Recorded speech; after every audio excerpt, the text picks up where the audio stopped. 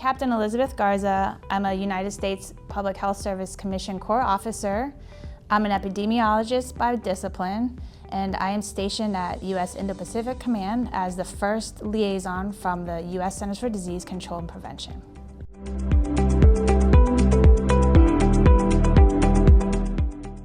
Since I've started at Indo-PACOM, I've been able to help both on the global health engagement team as well as force health protection. So some of the most important projects I've been able to help with as an interagency representative with the U.S. Centers for Disease Control and Prevention is looking at biosurveillance and how the DoD and the interagency, the whole government approach to that force health protection side, and how we can build the capacities with our partners and with our allies and partners to strengthen their systems to better protect, prevent, and defend against biothreats. Another project that I've been working on is the Indo-Pacific Health Security Alliance, and that is a partnership that we have, U.S. Indo-Pacific Command, with Australia, with their defense forces. And this is a brand new alliance to help kind of strengthen the health security in the region. It's a Civ-Mil alliance, so it started kind of with 2 DoD leads, and we're looking to expand it every year. We just had this huge event this summer. We partnered with the Global Health Security Conference, and it was a side event. It was the Military Civilian Health Security Summit. So we were able to bring different representatives from around the world, around our AOR, to come together, talk about what are the strengths and the gaps and how we can move forward in better protecting our area.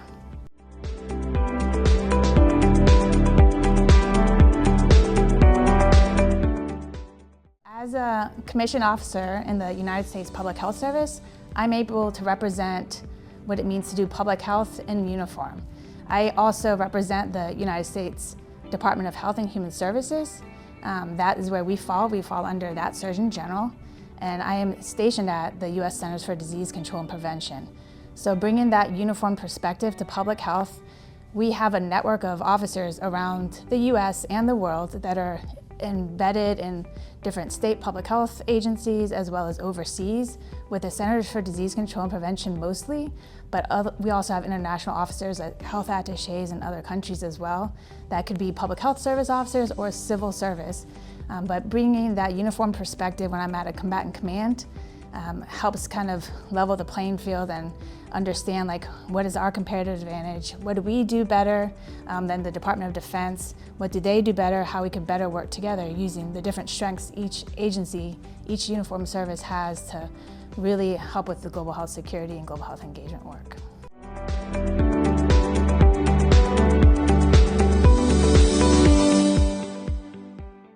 I think some of the challenges when you're working in a combatant command and you're been asked to help with global health type work is understanding who are the players. You are there, representing the Department of Defense most likely, but if you look around the whole command, there are interagency liaisons. What are their roles? How are you collaborating with them? And then how are you supporting the country team in that country where you're assigned? So some of the biggest challenges is really understanding who all is doing what, who's who in the zoo, and then understanding how you could better leverage opportunities and the partnerships that are already in the field if it's something new you want to engage with or if it's something you want to build on. So that to me is the biggest challenge, is understanding in each country what the U.S. government is doing, and then even better is understanding what our allies and partners are doing so we could best work together to help with deterrence and to really build our capacity and to support that country to build their capacity, to learn from them and have them learn from us and work with our allies and partners. That's the biggest challenge, is understanding what is happening and how to best work together.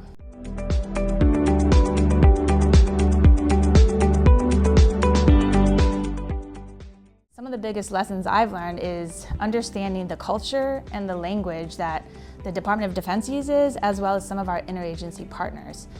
Some of these big exercises that we're involved with where health is a really important aspect, or in how we do global health engagement work with our allies and partners, is learning what is important to other agencies. What is their role in this response?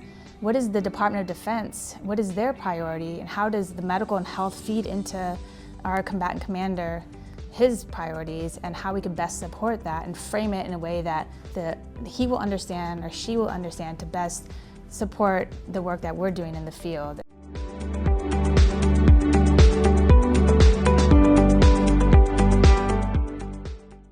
I chose to become a public health service officer because I wanted to serve our nation in uniform and be called to help respond during crisis.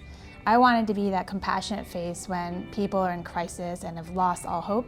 I wanted to be there in uniform, and I wanted to help serve when disaster strikes. So there's public health crises, like hurricane responses I've deployed to. I've been to Iraq and Afghanistan.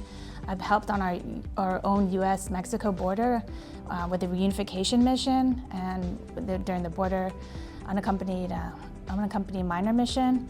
And I've been able to help as an epidemiologist for the United States Centers for Disease Control and Prevention.